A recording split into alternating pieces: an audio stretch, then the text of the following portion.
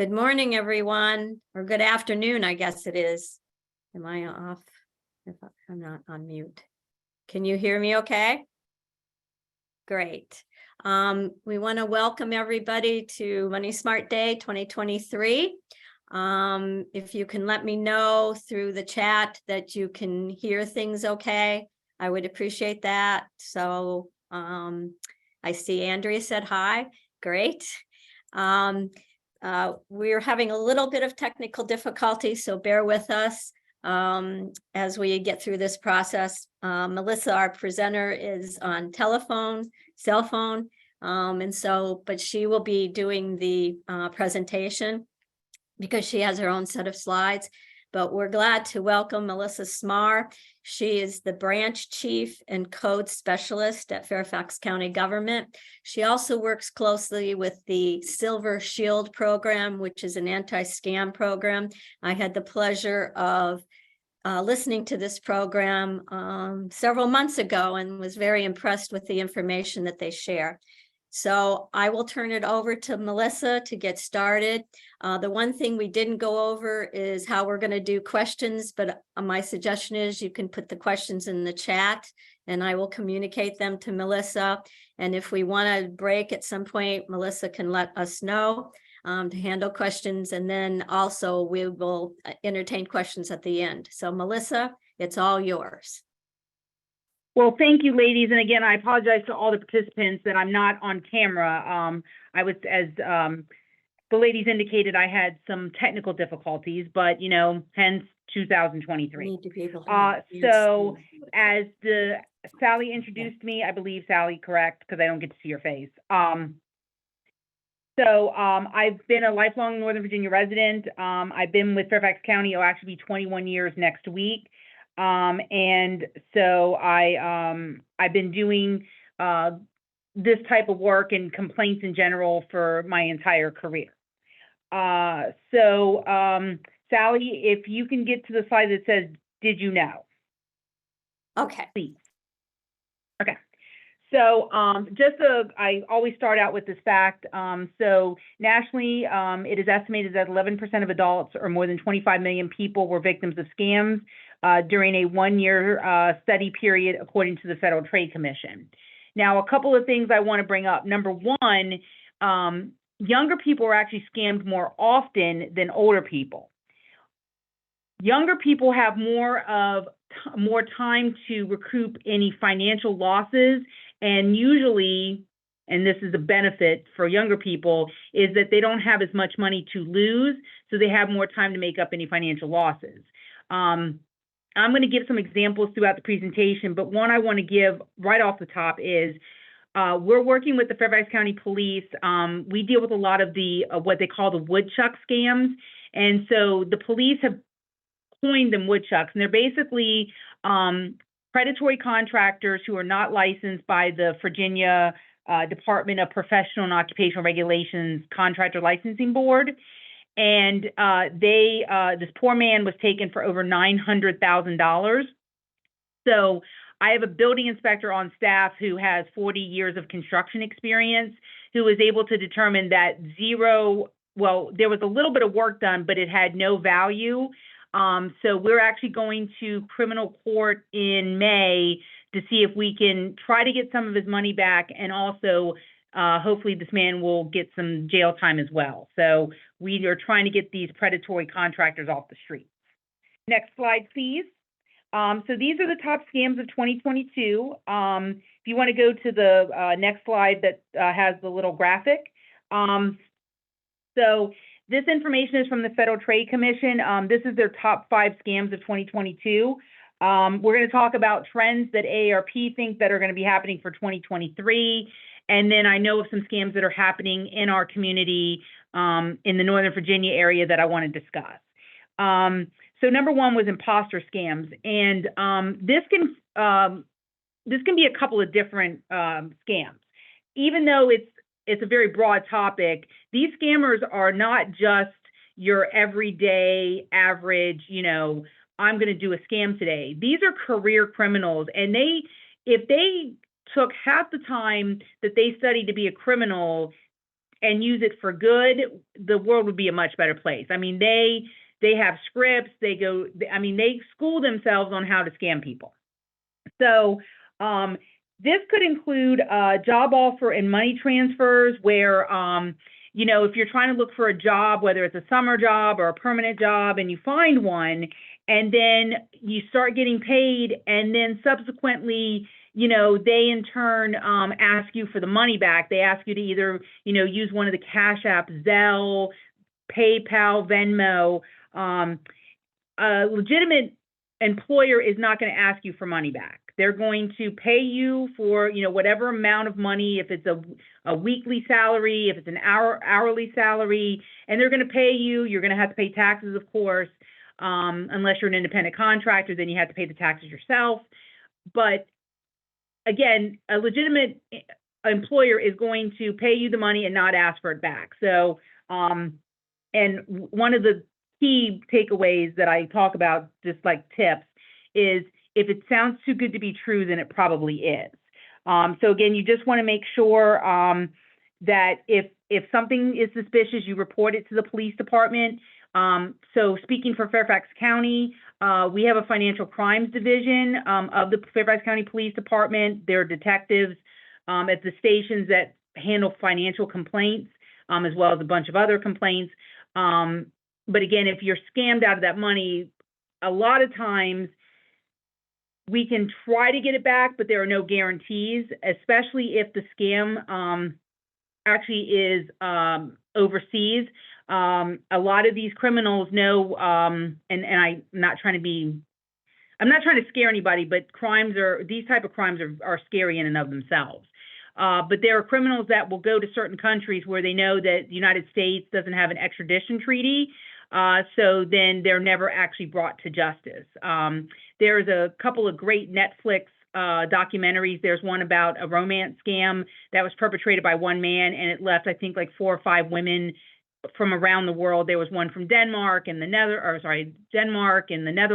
and there was one here in the United States. I mean, you know, he ended up taking probably close to $3 million from these 5 women. So you just want to be careful. Not to say you can't trust people, but you just want to, you know, if you have that gut feeling that it doesn't sound right, just question it, because again, you just want to make sure you're not being scammed out of your money. Number 2, online shopping. I think many people do this. There are some older people that don't like to get online because they're scared, and, you know, rightfully so. I think online shopping, they say that it went significantly increased during the pandemic because we weren't really able to go to stores necessarily. So a lot of the retail big box stores had a lot more options online. So I think that trend is going to continue. A lot of scams that do happen are fake websites. There's also instances where there's a couple of things. Number one, they will, the cloned websites, like I said, Facebook Marketplace, where people will buy stuff and then they never receive it, or it's not the item that they purchased. People will purchase items off Craigslist. And again, kind of the buyer beware, making sure that you're going to get what in fact they're advertising.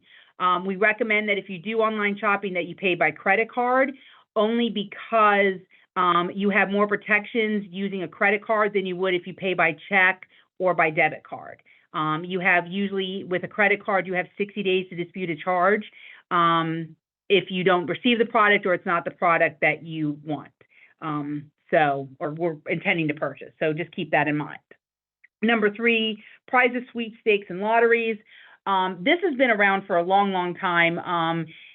A lot of it's email. They've now advanced to text messaging. Emails could be, you know, I'm a prince and from Nigeria. I've, you know, amassed an estate of, you know, I don't know, $50 million. And if you start paying money to me, the taxes, then I'll send you the money. Again, you know, if you, you know, live here in the United States and you're working and you're paying taxes, the IRS is not going to ask you for taxes up front to pay. If you're ever, you know, lucky enough to win a lottery, or you are, you know, in a state, you know, you I guess, benefactor of an estate. The taxes are going to be taken out first before you all receive any money. So you just want to keep that in mind. And again, we have a lot of people, and it's not about, you know, being smart or dumb, because I believe everybody is smart. I just believe that they prey on anybody they can. It doesn't matter if you're young or old. They're going to try to get money out of you, and they're going to do anything, and they're going to say anything in which they're going to try to get your money. So that's the lotteries. The sweepstakes, you know, people have mixed opinions about, you know, Publishers Clearinghouse, the sweepstakes that have been around for at least 40 years, if not longer. You know, there are obviously clones to that, you know, legitimate, that is a legitimate, I guess if you call it a business, but I myself shy away from doing those type of sweepstakes, but some people want to do it. They enjoy doing it, but you know, it's like gambling. If you gamble, and you're either gonna lose money. If you're lucky enough, you're gonna win some money. So you just want to be careful in what you participate in. And then prizes. This happened a lot during the pandemic, where people would receive text messages, oh, well, you're gonna get a prize, or they received an Amazon package in the mail and it was just something free, with the intention that they wanted you to purchase something from their company. So they were trying to entice you by sending you whatever free gift. It could have been a hairbrush, or I know a big thing in Virginia was seeds. These seeds that came from China that nobody knew what they were. They didn't know if they were flowers, you know, plants, illegal drugs. Nobody knew what they were. So again, you just want to be leery about free stuff unless you're expecting it. But again, you just don't want to give out any credit card information, especially if it's not something that you have in fact initiated. So that's another important tidbit I give. Investments, obviously, the stock market, you know, is a legitimate, you know, vehicle that people will invest their money. I myself do as well. But if you're not working, if you're working with so what happens is, so when you decide that you want to save for retirement, for example, and you want to hire a financial advisor who's going to be able to guide you through the financial process. Because myself, I don't know a lot about finances, but I know enough that I want to invest and I want to be able to grow my money. I have a licensed financial advisor. FINRA is an organization that actually licenses financial advisors. So they have a website where you can make sure that your financial advisor or prospective financial advisor is in fact licensed, because there are a lot of shady characters out there that aren't. So again, you've got to be your own advocate. Obviously, the county is here to help. You know, we have a consumer affairs office, which we'll talk about a little bit later on in the presentation. But again, you want to make sure that you do your best to protect the money. And if it sounds too good to be true, then it probably is. And then business and job opportunities. And that goes what I talked about just a few moments ago with, you know, the job offers and money transfers. You just want to make sure that, you know, you try to verify. And if you have questions, there are people out there that can help. You know, you can always turn to the government. We may not know the answer, but we can find the answer. Next slide, please. So some emerging scams from AARP, and again, these can hit younger or older folks, but obviously the calls that they receive through their Fraud Watch network is more older people calling, but anybody can call in a complaint. So cryptocurrency romance scams. So back before the pandemic, cryptocurrency was kind of in its infancy, and it's still in its infancy, I believe, but not many people, it was kind of a new term for people. Well, romance scams initially were of the sending money via Western Union or one of those types of companies that, you know, will transfer money. Money Direct, I think, is another company that does that. But now these, again, criminals, scammers, are being more sophisticated. They want the cryptocurrency because it's easier for them to get. There are actually more younger people have more younger people have cryptocurrency savings accounts than they do the traditional savings accounts. There are many cryptocurrency ATMs in Northern Virginia, and that, in my opinion, is shocking because I don't think a lot of the older people know about cryptocurrency. There was a woman actually who was scammed out of cryptocurrency. She was told to take this credit card, put it in the machine, she would get money. Well, it ended up that the money was taken out of her account and she ended up losing about $25,000. And unfortunately, these happen more often than not. And some of these scams are underreported because people are embarrassed and they don't want to, be, labeled as dumb or stupid, or they don't know what they're doing. And especially older people, because they don't want to be taken out of their homes or put into, a senior living facility. Because we've had older people come to us and say, I didn't even tell my children because I just didn't want them to know, because I was scared they would basically make me sell my home and go to a senior living care. So romance scams, there were a lot more romance scams during the pandemic. There were two stories on the news last year. There was a man out of Maryland who scammed 30 women out of $2 million. There was a woman who scammed 15 men. So it was like a man-woman type romance scam. And they were taken for about $1 million. Now, luckily, they were caught and they're being prosecuted by the Department of Justice. It was local. But again, a lot of these scams are perpetrated over the internet. A lot more dating sites occurred or were created because of the pandemic. And that's simply because we weren't allowed to go out. We were advised not to go out. So people were trying to get companionship online, and they were turning to these companies, like Match.com, eHarmony, some of the very popular dating sites. And not to say that the dating sites are bad, they're just people that use those vehicles to scam people. So it's unfortunately not foolproof. So this scam that I'm talking about is basically they're trying to get their victims, they're developing that relationship, and then they're starting to ask about downloading an app for a cryptocurrency account, now starting to put money in it, and then people are losing money. So you just got to be careful who you give your money to. Next slide, please. Payday loan scams. Again, this can happen to men and women, young, old, it doesn't matter. Basically, the payday loans, so there are companies, legitimate companies that do payday loans. They charge an enormous high interest rate to the tune of, I've heard, even 100%. So someone who does a payday loan would never ever pay the loan because they're paying interest on it for the rest of their lives. But people get desperate because they need to pay their bills, and so they're going to do what they can to try and, get money. So unfortunately, some people turn to not legitimate companies or banks, and they're losing, quite a large amount of money. So again, if you're desperate for money, you may want to try other means before you go to a payday lender or any type of payday loan, because once you sign it, it's pretty much very difficult to escape from it. Next slide, please. The one-time password OTP bot scam. So we have 3 major credit bureaus in the United States: Experian, TransUnion, and Equifax. They're basically saying that now that a lot of companies, if we're using apps, are requiring us to use a 2-factor authentication, and they send us codes to make sure we're the person who we say we are.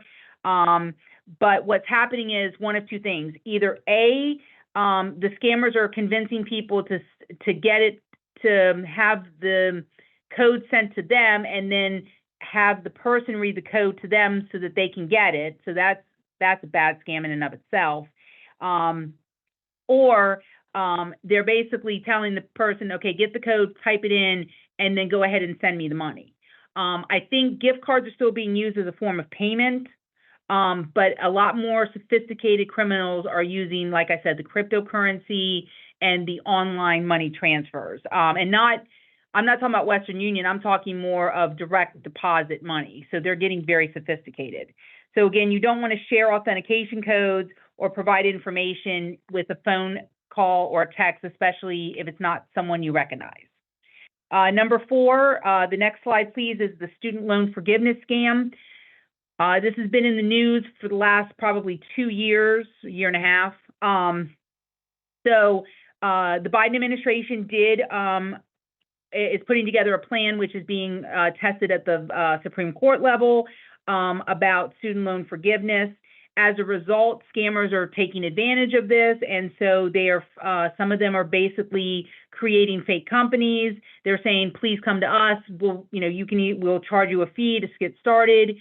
The company that was chosen, in my understanding, is that that was as a federal company that the government approved and for student loans, and they're not going to ask for any money up front. Obviously, if you do have student loans, you will pay a monthly fee once you graduate or whatever the terms of the agreement is. But again, anything that's in the news typically will become a scam. So again, you just want to make sure that if you have questions, you want to go to the Department of Education Student Aid website to keep track of any proposed forgiveness program statuses. A lot of just like us, we watch the news, so are the scammers. Next slide, please. This is a very newer scam, the puppy purchase scam. So people are paying big dollar for dogs and puppies, especially ones that are just born and from breeders. And so it's almost like, and I'm not trying to be crass when I say this, it's like almost adopting a baby. There's like contracts, there are fees that are spelled out in the contracts.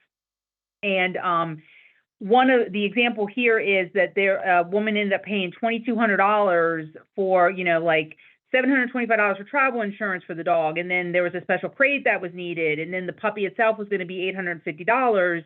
And after it was all said and done, the poor woman never got the puppy. So, and a lot of these scams, again, are being perpetrated overseas. Our animal shelters, we have one here right on West Sox Drive or West Sox Road. There are legitimate breeders who do this, for a living that are not going to scam you, but you have to take the time to do the research if, in fact, you want a puppy, a kitten, whatever pet that's, that you want. Of course, I will put a shout out to the zoning ordinance because you can't have chickens in Fairfax County if you have less than an acre, but that's just, that's code. Next slide, please. Check washing scams. There's one of two things. There is the stolen checks from the mailbox, which are still happening. And they actually will bathe these checks and erase the original name and actually increase the dollar amount so that they can certainly go ahead and get more money. This is a crime that's being investigated by the United States Postal Inspection Service. You want to make sure that, you put, some people leave the mail out at their mailbox, and that's not recommended now because you don't know who can come by your home and do that if you choose to do that, that practice. So they recommend going to like a blue mailbox. And I don't know if you've noticed, but since the pandemic, people were actually, the opening of the blue mailboxes used to be wider. But during the pandemic, people were stealing mail out of the mailboxes. So they had to make them not open as wide because they were trying to keep the mail even safer because of stolen mail. Again, these are criminals. So again, they're going to do anything and everything they can. You want to make sure that you don't leave mail overnight if you can help it, because again, scammers will go through your mail. Back in the early 2000s, this was very common, was dumpster diving. People were trying to get information for identity theft, credit card numbers. That's why we recommend shredding all your documents. People were stealing Social Security checks from older people and cashing them as their own. Now, most, there's still some checks that Social Security is issuing, but a good majority of people are getting them done via direct deposit. So let's see, I think there's one more. Yes, next slide, number 7, the free gift QR code scam. A lot of restaurants, a lot of companies use the QR code, especially with the menus, because a lot of places now don't have paper menus. They just have you take your phone and click on the QR code. Again, people are using scams. They're trying to say, for this particular one, it's, you're going to get a free gift card when in fact you're not. So again, you just want to make sure that if you received a text message or an email, and they want you to scan a QR code, you want to make sure that you check the legitimacy of the email or the text. Obviously, more likely than not, the text is fake, but I'll leave that up to you guys for judgment. Emails, you want to click over the email address to find out where it's coming from, to see if it's actually from the company. So again, you just want to make sure that that is in fact legitimate. My sources are on the next page. And ladies, I will break to see if there are any questions, because I did cover quite a lot of information here in the last almost 30 minutes. Melissa, I don't see any questions yet in the chat. Okay. Thank you. Okay, thank you. All right, I will move on. One other thing I wanted to add, so you also have to be careful about checking your bank accounts in public places. Public Wi-Fi is not always protected, so you want to be careful about that. We had a recent case, or the Fairfax County Police did, where person unknown to them, I guess somehow their their bank account number was stolen, and the individual was basically, it started out as a stolen check, and then once they got the stolen check, so the stolen check, they got the account number, and then money was depleted, and the person had no idea. There was another case where they were at a public, I think it was a Panera, and this happened to me as well. I happened to check my account, and essentially they got my bank information. My bank was able to shut it down, so I didn't lose any money. But unfortunately, this one woman did, and she lost money. But luckily, the bank did refund her back, because she did report it in a very quick amount of time. Because again, I mean, we have people that tell us that they check their credit cards every day. I do it every other day to see if there's any erroneous charges. I check my bank account at least once every other day to see if any additional money is being taken out, so that I can keep on top of it. And I know it's a lot of work, but again, you want to protect yourself, because if it becomes an issue, I'd rather have an ounce of prevention as opposed to a pound for a cure. I wholeheartedly agree with that saying that I probably a little bit butchered. So we're going to talk about common scams after disasters, if you don't mind. So we are getting into hurricane season here in about a month and a half, and it lasts for 6 months, thereabouts. So with any natural disaster, whether it's a hurricane, a tornado, derecho, we've had a lot of high winds in the last couple of weeks.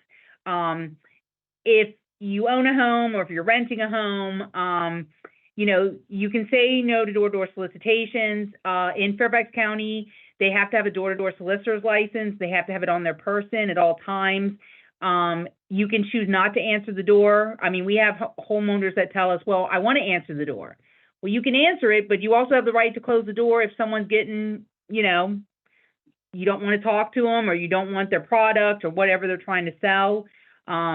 So again, your options are yours, and you want to try to be in control as much as you can.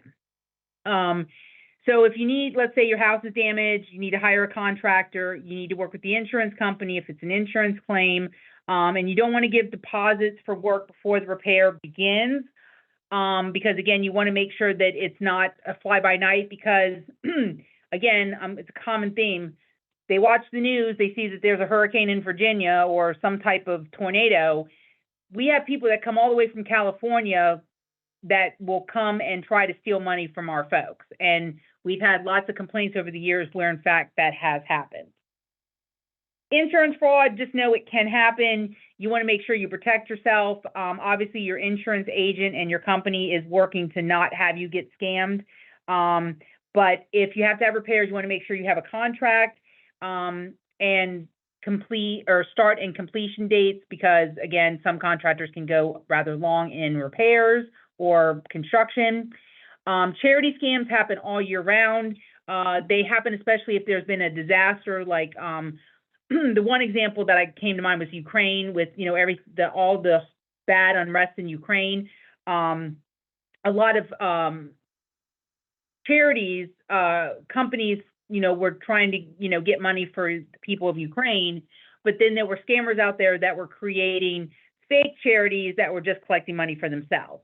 So again, you also want to make sure that, and if you do, a good practice that I've learned is, for a charity, make sure you get a letter, especially a tax letter. You may or may not need it, but to have it, because again, a legitimate company is going to give you a letter that says that, some of your donation is tax deductible.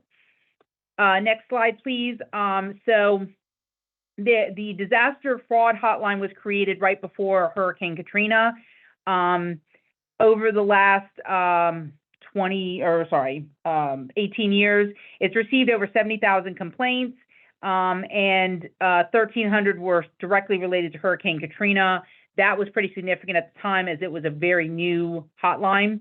And again, just asking for help, and also reporting scams, because that's going to help us try to protect the citizens. Next slide, please. We're going to talk about coronavirus-related scams. And yes, I know the pandemic is almost technically over. I think May 11th is the day the president is declaring that it is over, but scams are still happening. So at the beginning of the pandemic, a lot of people, especially seniors, were very scared about becoming ill and obviously isolated from the world. So some of the scams that happened were posing as officials to schedule you for vaccination. We didn't have vaccinations in 2020. Posing as government or nonprofit officials to get personal information. Again, that was happening as well. What complicated matters in 2020 was that there was the required U.S. Census that was going on. So people were knocking on the door if people didn't either respond to the survey that we're supposed to under law by the U.S. Census Bureau. And people were coming to the door to try to get information about your family or people you were living with. And that created some consternation, because we were telling people, don't answer the door, but then the U.S. Census staff had to get in, or at least talk to somebody about who, is living in the home. Miracle drugs. So there were people that were being told, well, if you buy this particular medicine or drug, that you won't get COVID. And some people were spending thousands of dollars. People were being sent it in the mail. So that's why the United States Postal Inspection Service was having to step in, because anything that is related to the U.S. mail is under their jurisdiction. And then the Federal Bureau of Investigations will investigate complaints, financial crimes over usually between 50 and 100,000. The Secret Service will get involved, but that's usually a very high number. I've worked with both over the years. They've asked us to help with building code issues with woodchucks. So again, it's a lot to digest. And again, don't take medication that's not prescribed by your doctor. Again, there were people that were doing that because they believed these scammers that they wouldn't get COVID if they took some drug that they had no idea what they were taking. Next slide, please. So COVID-19 vaccination card scams. So companies, when the vaccination, came, and we were, we had the big lines. I remember standing in line for mine back in early 2021. People were, showing off their cards online. Well, the scammers were taking that information, because you had to put your, if I recall, it's your full name. People were putting their birth date. And that's enough for someone to get a credit card in your name, open bank accounts, open up, store accounts. So then they were realizing, so the centers that were doing these vaccination drives started doing backdrops so people could take pictures, again, trying to protect your, your information. And then another scam that happened was there were companies that were requiring people to get vaccines. And I'm not saying you should or shouldn't, I'm not saying that. But those that decided not to get the vaccine, they were buying cards, like vaccination cards, on the black market, and sometimes paying up to $1,000, I heard, was the highest amount. So again, they're going to exploit any type of whether it's a national or, excuse me, a worldwide pandemic or anything local, they're going to try to scam us out of. Next slide, please. We're going to talk about shopping scams. And the slide after my title is the 10 scams occurring while online shopping. So this happens all year round, and especially happens during the holidays, but everybody shops during the year, or a lot of people shop during the year, so I try to bring this to everybody's attention. Sham order confirmations, where it looks like you ordered something from Amazon and you didn't, and again, it's a scam because they're trying to get you to pay the money, because they'll say something like, well, you haven't paid the amount of money that's due, when in fact it's bogus. Bogus shipping notices, shady email scams, that happens more and more. Cloned websites, I talked about that earlier. Especially during the holidays, disappearing packages. People will steal packages from people's homes, especially apartment complexes, not so much condos, but apartment complexes, because it's out in the open in some cases, depending on the design, and that's happened quite a bit. Fake charities, and it just doesn't happen for disasters. It happens during the holidays. It basically happens all year round, but especially that you need to take that into account. Unreal relatives in distress. Those scams started on Facebook, and they've now expanded to the different social media platforms. Just keep that in mind. You probably all know.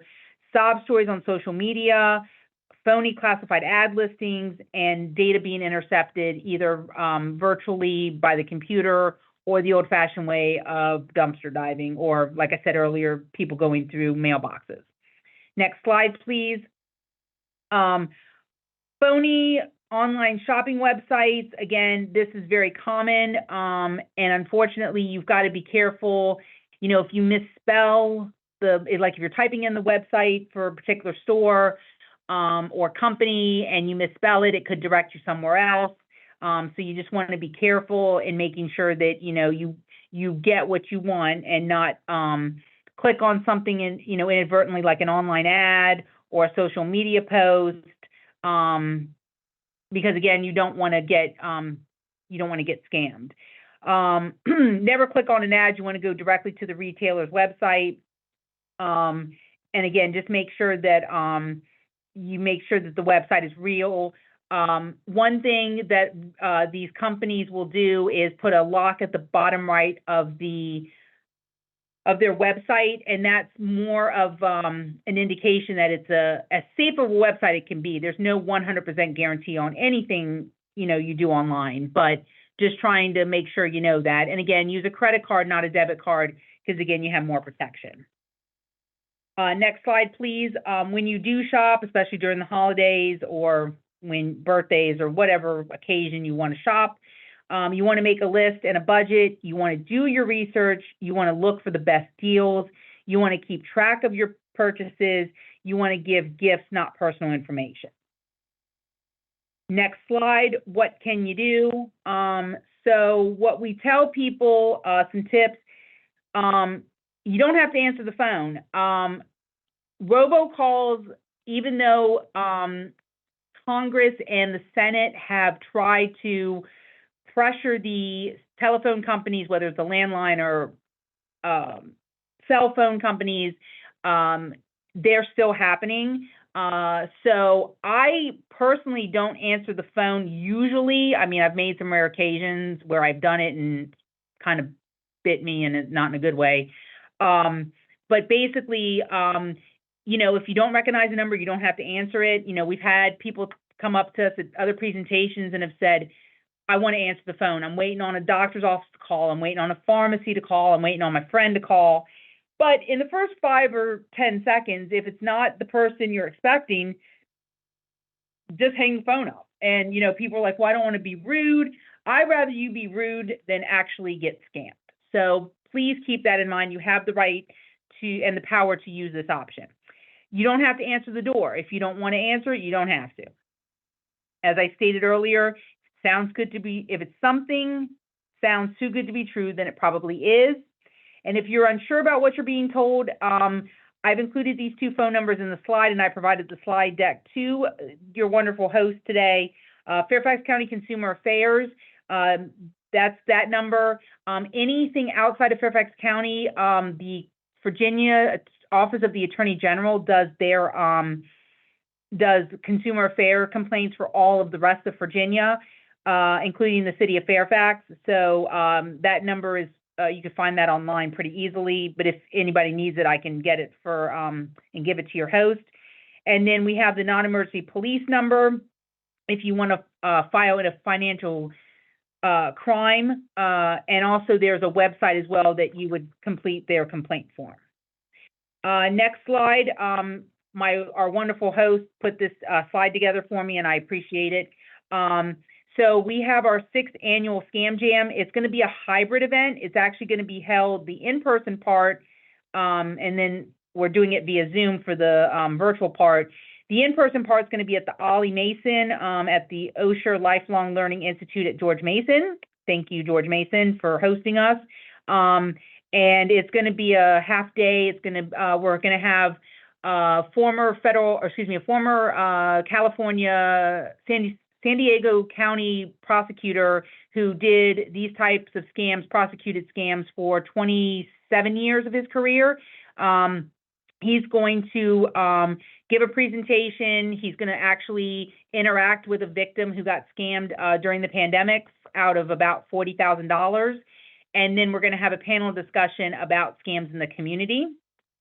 And that's happening on the 29th of April 29th, and it's from 9 a.m. to noon. So with that, if you all have any questions, I am here. Before I turn it back over to our host, I want to thank you. I did not mean to scare anybody, but scams are scary stuff, and we just want to make you better consumers and think twice about giving up your money, your hard-earned money, to anyone that you don't trust. So thank you. And are there any questions? Melissa, we sure appreciate all this information. It's a lot of information to digest, but I think it's very pertinent. We had one question, and I can answer this. Will we get a copy of the slideshow? Absolutely. Because the one attendee would like to share the info on April 29th with friends. I know you sent us a lot of marketing material, and I can also share that material with the person, because I know the person who's asking this question. But the program sounds great, and I highly recommend any of these programs that Fairfax County has hosted and made available to the public. Because like I said at the beginning of the session, I attended one where they coordinated with AARP. And I found all the information to be very valuable and helpful. So with that, I don't see any other questions. If you do have questions, you're welcome to put them in the chat.